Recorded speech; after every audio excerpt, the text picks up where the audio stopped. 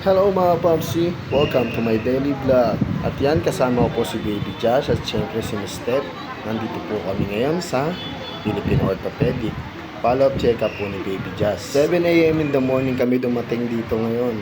Kaya tingnan nyo, napakarami na kagad mga tao. Actually, dapat kahapon pa yung follow-up check-up ni Baby Josh. Pero hindi kami nakapunta at yun na nga, holiday din pala kahapon. So kung pumunta kami kahapon, sayang lang din yung effort, sayang din yung gasolina. Umahan nga din pala kami nila Tito Gerson at Mama Lorna. Yung huling check-up niya dito ay nung last December pa. So ngayon lang June, ang kanyang follow-up check-up. Medyo matagal na nasundan. Ngayon, nandito na po kami sa loob. Waiting na kami dito sa Children Orthopedic. So, aantayin na lang namin na tawagin si Baby Jazz. Ngayon din po namin malalaman kung ano ang lagay ng kanyang spine.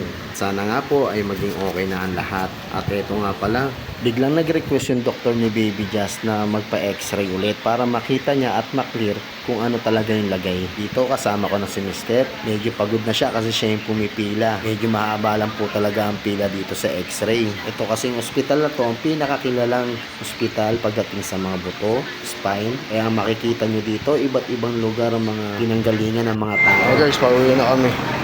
Ito, haggard na. Maambol na. Ano? Ito tayo, Baby Jazz.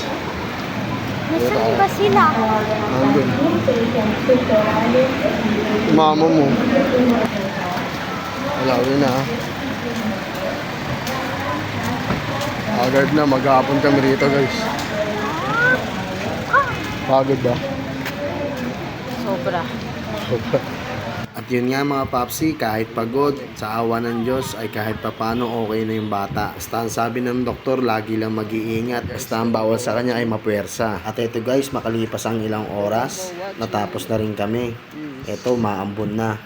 Ay, nahanap namin sila mama. Service namin. Dito lang daw sila sa labas naghihintay.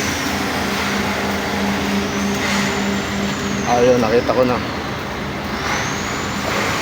Ayan sila oh.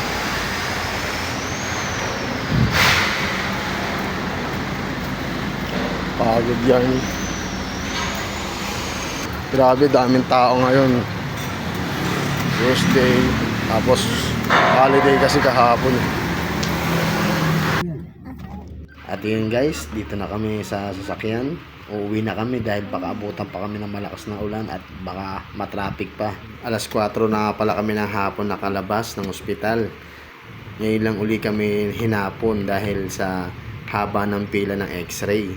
Pero okay lang. Ang importante nakapunta kami at nalaman namin kung ano yung resulta. Sa pagsubok na binigay sa amin ni Lord, doon namin nalaman kung gaano kahalaga ang anak namin. Wala na ang lahat, wag lang yung mahal mo sa buhay. Halos hindi na namin alam kung saan kami kakapit. Hindi mo alam kung saan ka kakapit para lumaban sa hirap ng buhay. Kaya maraming salamat sa mga taong nakatulong sa amin. Siyempre sa mga nagdasal para gumaling ang anak namin. Kaya mga papsi, lagi niyong iingatan ng bawat membro ng pamilya nyo. Lalo na ang anak ninyo. Di man natin may iwasan na may nagkakasakit sa pamilya, basta lagi niyong tandaan, kapit kamay lang kayong lalaban at walang bibitaw. Baby natin. Baby na.